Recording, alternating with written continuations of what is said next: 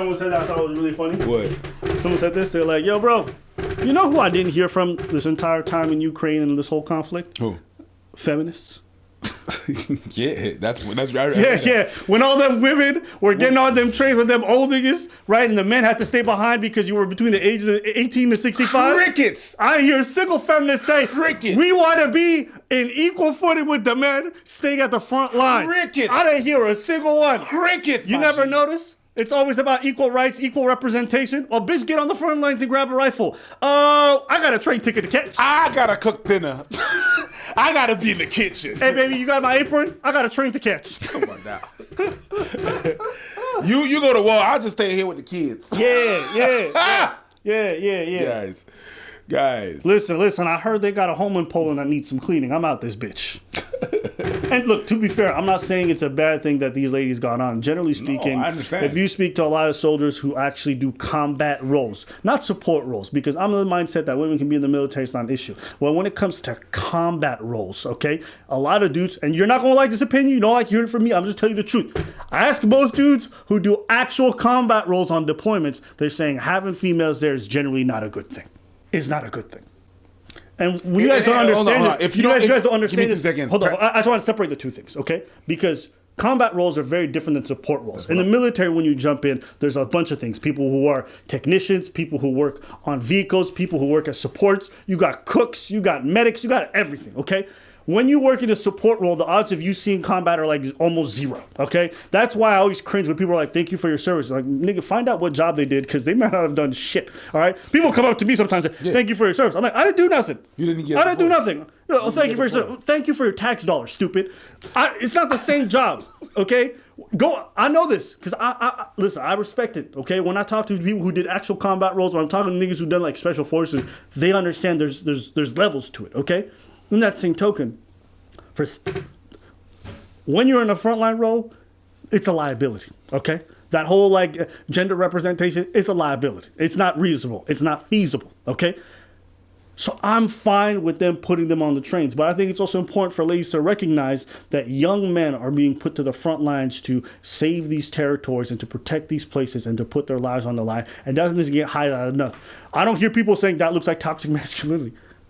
Do you hear that? Never. No, what is that? Is that good talk? Good masculinity? Yeah, that's a good one. When you get to die, the Russians are the evil masculinity, the bad toxic one, and then the Ukrainians are the good masculinity. The man that's staying to fight are the good masculinity. What about the ones who are attacking? Is that the toxic masculinity? That's the toxic masculinity. Okay, that's right. But if you're replying, yes, you're the good kind. You know what I mean? Yeah. Like if you get to leave, okay, and you stay behind, like you leave your man behind, right? That's not toxic masculinity. Okay, because you don't get the fight. You know what I mean? Right. Because your man's gonna get the fight. That's not toxic though. Yeah. That's not toxic. Yeah. So like it's like if I'm in a relationship with a girl, right, and she's talking some shit, but then the dude wants to talk some shit back and get aggressive. If I come in to defend her, he's engaging in toxic masculinity, and I'm not. No, you're not. Okay. Because you're defending her. What if the woman stays to fight on the front line and shoot the Russians with her RPG? Is she engaging in toxic masculinity? She can't. She's a woman. Okay. The women don't do that. I'm peeping it. You know what I mean? Yeah. You know how it works? Out of 10, how petty do you think this conversation is? Toxic.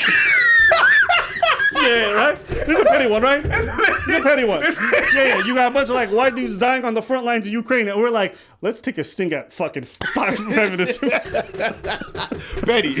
That's petty as fuck. Petty. But I say this because it's great to have all these ideals in a modern society and to say all this stuff, but when shit hits the fan, you realize how a lot of these gender norms and gender roles come right back full circle, right? All these ideas are like, we gonna do all this stuff, we gonna do all this stuff. It's like, but you're not actually gonna do it when shit hits the fan. I'm not saying there aren't women who are fighting bravely right now, who are helping support and do a lot of this stuff, but I just think it's nice. I think it's funny that the trains come, the women leave. Right? Quick. Yeah, you know what I'm saying? Quickly. You know what I'm saying? But feminists don't say shit, though. And for the dudes fighting on the front line, it is a relief for them because they know their friends, their family are gone. So they feel like they can fight much more safely. They know that they know that the people that they care about are safe. So it is an overwhelmingly good thing. But I just want people to know about this kind of stuff when they think like, oh my God, men are so privileged. Yeah, are those dudes who are stuck there having to fight in a probably losing battle privileged? Are they? Are they? I'm just asking the question. Are they privileged? Of course. They have the privilege to fight for their country. Yes. To die for their country. No, it's to fight for your country. They're dying for their country. They're not necessarily going to die. Russia about to fuck them up. Hey, listen, it's a privilege to shout out to the Ukrainian people. They doing their thing. Listen, it's a privilege to defend your country. Yeah. So that's the privilege. You got that privilege. You understand what I'm saying? Yeah. But the thing is, for the people, what I wanted to say since before, the people in the comment, if you haven't had military training or you've been in the military, this whole time he was talking, I was shutting the fuck up. I was like, speak on. Because you do not know the reality of that. Bruh, let me tell you something, okay? This is one of the most egregious things when it comes to the military. Military is supposed to be a meritocracy, okay? Supposed to be. All right? When you do entrance exams. Yeah. If you know what the standards are, let me tell you, there's standards for men and there's standards for women. We're supposed to do the same jobs, apparently, supposed to fight the same enemy, but then they have different physical requirements for women to make it and to stay in it, okay? So if men have to do 30 push-ups, women have to do 5, okay? And let me tell you, they're not even real push-ups. No. Them bitches getting on their knees and doing push-ups like that, okay? And why do I say this? Because I understand there is a place where having female presence within the military can be conducive to a lot of missions. I'm not mad at it. Like, fine, I don't care. But when it comes to fighting the enemy doesn't care if she could do 5 or 10 push-ups. Can she do the job? Okay? And if she can't compete with a man who did 30 push-ups, get her the fuck out the way. Get her the fuck out the way. That means there's the dumbing down, okay, of standards to appeal to this like kind of woke stuff. But all this woke bullshit doesn't matter when guns are firing, when jobs need to be done. Right? When you need to carry heavy equipment and do a rucksack march of 10 miles or whatever it is. Nobody gives a fuck. Okay? So it's just important to remember that we talk about all this representation. Guess what? A lot of them can't do the job and they're still being put into the job and it puts other people at risk. So what you're telling me is that a man that is doing 28 push-ups is not going to get the job, but a woman that does 5 is going to get it. Yeah. Okay. Yeah. And honestly, when I was going in, I was 18. So this is like, what, 12 years ago almost? 13 years ago? That standard was like that then. Yeah. So it's been like this for a while. Yeah, absolutely. Okay. Now, again, if you're doing a support role, I don't give a fuck because I don't even think it's that deep. Right? Like the support people only really fight when shit really hits the fan. You know what I mean? If you got fucking cooks grabbing rifles, that means you in deep doo-doo. Okay? If you got cooks grabbing rifles, y'all gonna lose. Okay?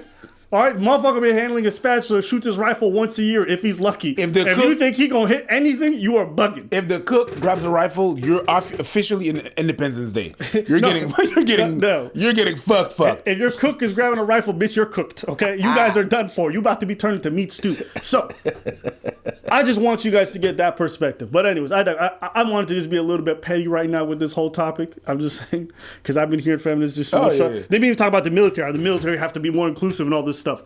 And to be fair, I also say this other saying, there is a huge issue in the military with racism, with sexism, with men who put their hands on women and force themselves on women. That is a huge problem in the military. And that's a whole topic for another day. I'm not going to sit here and just defend everything. But I just thought this part was funny. That's all. Anything you want to say? No, this video was not supposed to be long. So.